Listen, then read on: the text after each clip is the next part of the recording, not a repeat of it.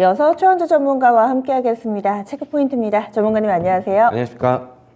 네, 오늘 장 뭘 봐야 될지 첫 번째 체크포인트 살펴봅니다.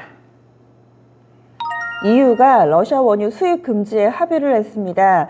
그동안에는 좀 하겠다 얘기가 나왔다가 이 합의까지는 약간의 좀 시일이 걸렸었고요. 브렌트유 이에 따라서 120달러를 돌파했습니다.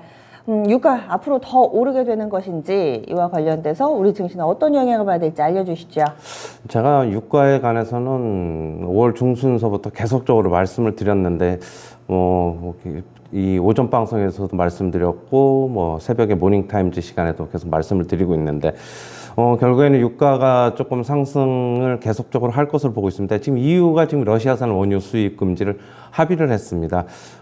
지금 드라이빙 시즌을 맞아서 휘발유 수요가 증가할 것이라는 예상과 그다음에 중국 봉쇄 조치 완화 그리고 러시아산 원유 수입 중단 협상을 하고 있다는 소식에 어제 이제 영국 런던 시장에서 브렌트유 가격은 120달러를 돌파해서 121.6달러로 마감을 했는데요. 지금 지난 3월에 브렌트유 같은 경우는 139달러가 지금 최고치였는데 한때는 100달러 밑으로까지는 또 내려갔지만은 지금 이 지난 1월 이후에 지금 다시 한번 또다시 지금 현재 가격 110달러를 좀 돌파했습니다. 지금 보면은 지금 5월 달에 지금 유가 상승 폭을 보면은 지난 1월 이후 가장 큰 폭인 11% 정도 상승을 했거든요. 지금 중국의 봉쇄령이 지금 해제되기 전에는 지금 원유 수입 지금 중국에서 지금 한 120만 배럴을 좀 감소할 것이라고 예상을 했는데 지금 봉쇄 조치가 이제 완화가 되고 해제가 되면서 결국에는 하루에 지금 중국에서 소비하는 게 지금 1,600만 배럴에 이를 것으로 지금 예상을 하고 있습니다.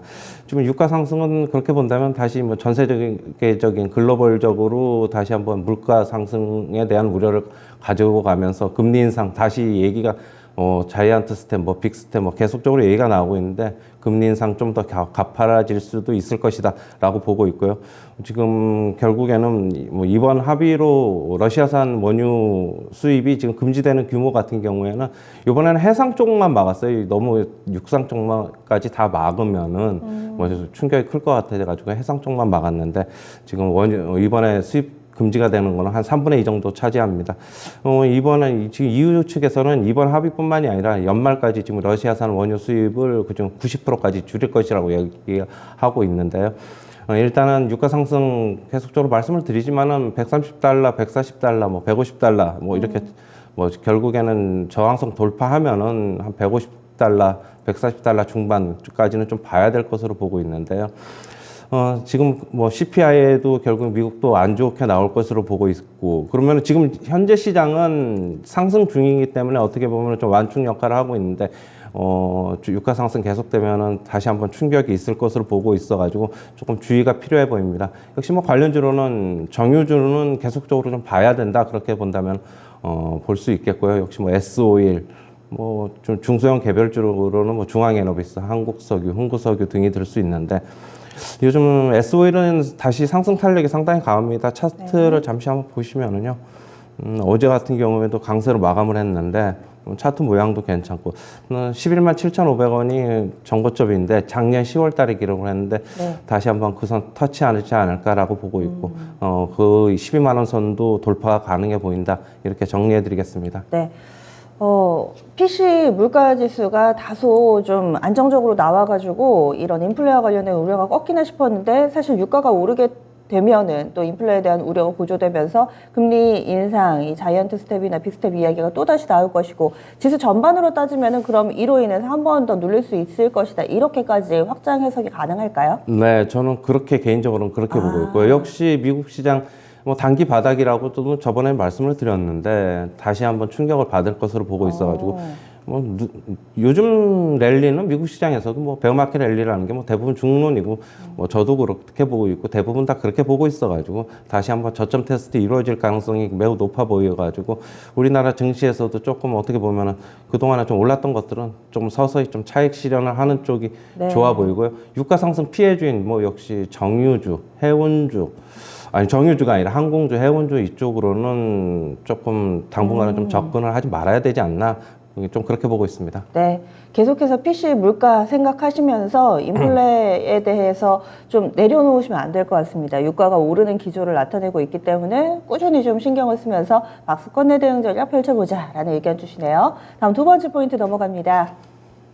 2차전지 쪽에서 좀 솔깃할 만한 내용입니다. 니켈, 코발트, 리튬 대표적인 이 전기차 2차전지 만드는 그런 소재들이 가격이 안정되고 있습니다. 이로 인해서 또 어떤 영향을 미치게 될지 전기차 그리고 자동차 섹터에 대한 영향력 점검해 주시죠. 네, 니켈, 코발트, 리튬 가격이 굉장히 급등을 했었는데 차츰 안정화를 지금 찾아가는 것을 보고 있고요. 지금 골드만삭스 측에서도 향후 2년 동안 하락할 것이다라고 지금 얘기를 하고 있습니다.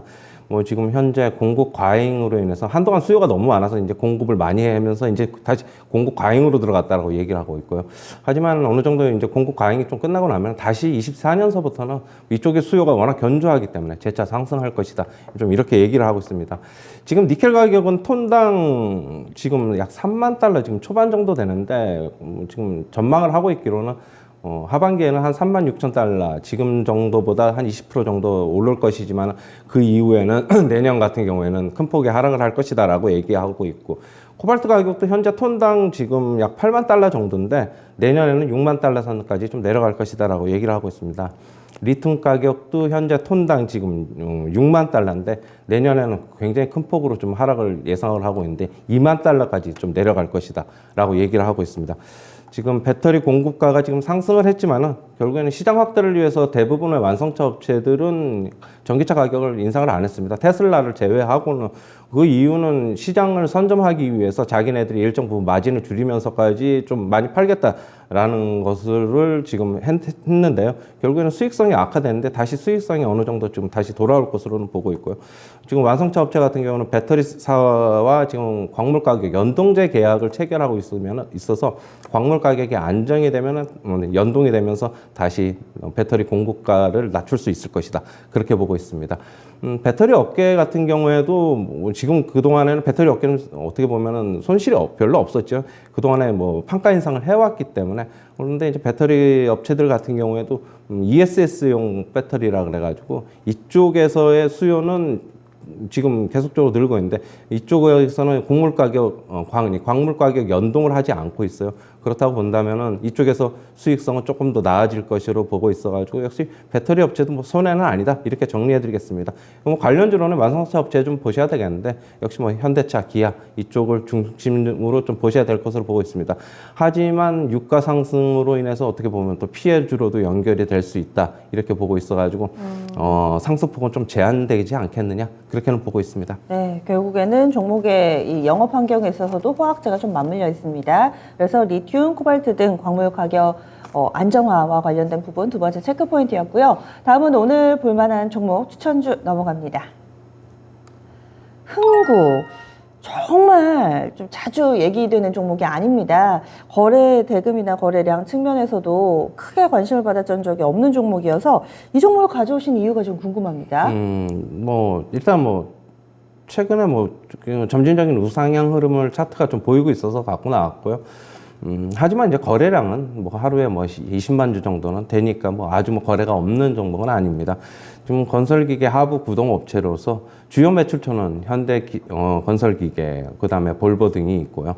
지금 부동산 공급 확대 정책을 정부가 시행을 하려고 하고 있는데 그렇다고 본다면 건설 장비 수요가 증가할 것이어서 흥국의 매출이 늘어날 것으로 보고 있습니다. 지금 퍼가 5.8배, PBR이 0.9배로 밸류에이션 부담이 없다는 것도 장점이고요. 지금 매수가는 시초가서부터 접근하시고요. 목표가는 1,300원, 손절가는 7,500원 제시하도록 하겠습니다. 예, 알겠습니다. 그래서 오늘의 추천주는 흥국이었습니다. 지금까지 체크포인트 살펴봤습니다.